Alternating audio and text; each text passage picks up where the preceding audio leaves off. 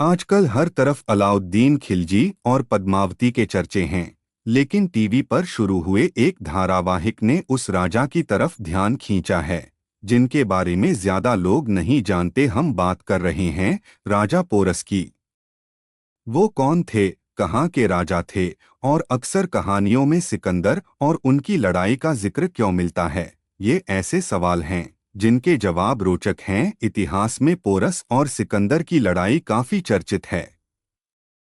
Porous और सिकंदर के युद्ध और उनकी दोस्ती के किस्से भी खूब सुनाए जाते हैं। पोरस कौन थे और सिकंदर से उनकी दोस्ती किन वजहों से हुई, उसके पीछे इतिहासकार कूटनीति की तरफ इशारा करते हैं। किसके वंशज थे पोरस? पंजाब में झेलम से लेकर चेनाब नदी तक राजा पोरस या पुरुवास का राज्य था। इसकी राजधानी मौजूदा लाहौर के आसपास थी। राजा पोरस पोरवा के वंशज थे। उनका साम्राज्य वर्तमान पंजाब में झेलम और चेनाब नदियों तक, ग्रीक में हाइडस्पेश और एसीसेंस था। पोरस का कार्यकाल 340 ईसा पूर्व से 315 ईसा पूर्व के बीच माना जाता है। पोरस एक शक्तिशाली राजा। पोरस को लेकर इतिहासकार और दिल्ली यूनिवर्सिटी में प्राचीन इतिहास पढ़ाने वाले प्रोफेसर आर.सी. ठाकर ने बीबीसी से बातचीत में बताया कि पोरस झेलम नदी के किनारे बसे एक छोटे राज्य के राजा थे। जिस तरह से आज हम भारत को देखते हैं, उस तरह पहले एक देश नहीं था। अलग अलग राज्य थे जिनमें से एक का शासक पोरस थे। वो बताते हैं, पोरस का शासन क्षेत्र पंजाब में झेलम के आसपास था। लेकिन यहाँ जितने छोटे छोटे राज्य थे, उनमें पोरस को काफी शक्तिशाली शासक माना जाता था। सिकंदर से टकराव क्यों हुआ? इतिहासकार बताते हैं कि सिकंदर विश्व विजय पर निकले हुए थे। वो पोरस के राज्य तक पहुंच गए थे।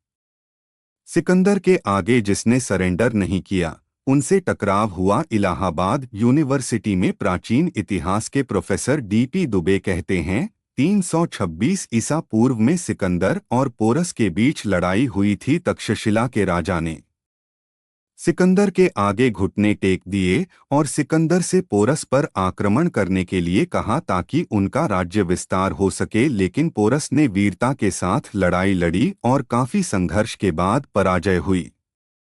इसमें सिकंदर की सेना को भी भारी नुकसान पहुंचा। इतिहास में मिले आंकड़ों के मुताबिक सिकंदर की सेना में 50,000 से भी अधिक सैनिक थे, जबकि पोरस के सैनिकों की संख्या 20,000 के करीब थी।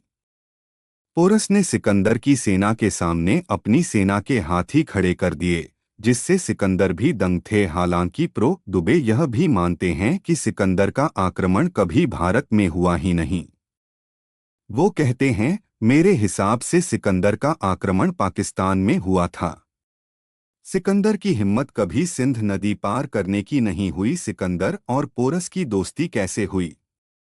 प्रो.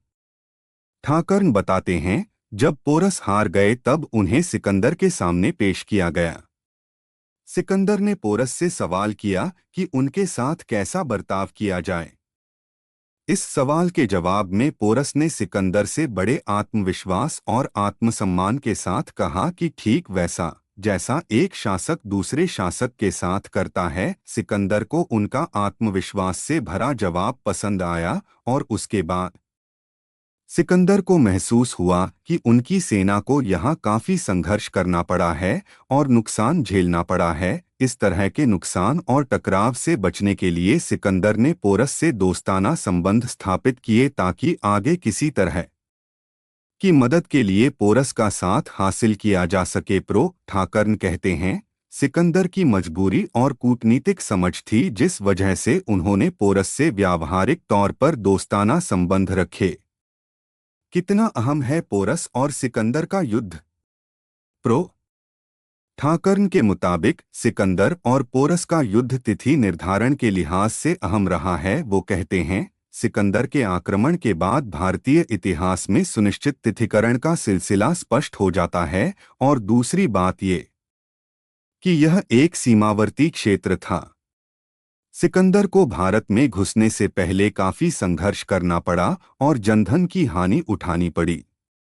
सिकंदर विश्व विजय के लिए निकले थे, लेकिन ये आसान नहीं था। सिकंदर को पता था कि पूर्व में भी काफी राज्य हैं जिनका सामना करना पड़ेगा और सिकंदर की सेनाएं थक चुकी थीं। उनमें निराशा का भाव था। वो वापस लौटना चाहते थे। ये समस्या सिकंदर के लिए चिंता का विषय थी। वहीं पर एक तरह से सिकंदर के विजय अभियान पर ब्रेक लग गया और वो पूर्व के भारत की तरफ अपना सैनिक अभियान जारी नहीं रख पाए। वहीं प्रो दुबे पोरस और सिकंदर की लड़ाई को मामूली बताते हैं। वो कहते हैं, ये सब छोटी छोटी घटनाएं हैं, इनको कोई अहमियत नहीं दी जानी चाहिए। प्रो ठाकर ने बताया, पोरस से संधि के बाद सिकंदर जनरल नियाज को जिम्मेदारी सौंपकर अपने प्रदेश की तरफ लौटने लगे, लेकिन रास्ते में उनका स्वास्थ्य बिगड़ा और उनकी मृत्यु हो गई। इतिहास में यह भी दावा किया जाता है कि 323 ईसा पूर्व में सिकंदर की मौत के बाद उनके ही एक जनरल ने पोरस की हत्या करवा दी। हालांकि पोरस की मौत को लेकर सटीक तौर पर कोई तिथि या अन्य जानकारी नहीं मिलती। ऐसा माना जाता है कि पोरस की मृत्यु 321 से 315 ईसा पूर्व के बीच हुई। कब कब हुआ पोरस का जिक्र? साल 194 सिकंदर और पोरस को लेकर भारत में ब्रिटिश शासनकाल में फिल्म सिकंदर बनी थी। फिल्म के निर्माता निर्देशक सोहराब मोदी थे। उन्होंने ही इसमें पोरस का किरदार भी निभाया था और पृथ्वीराज कपूर ने सिकंदर की भूमिका निभाई।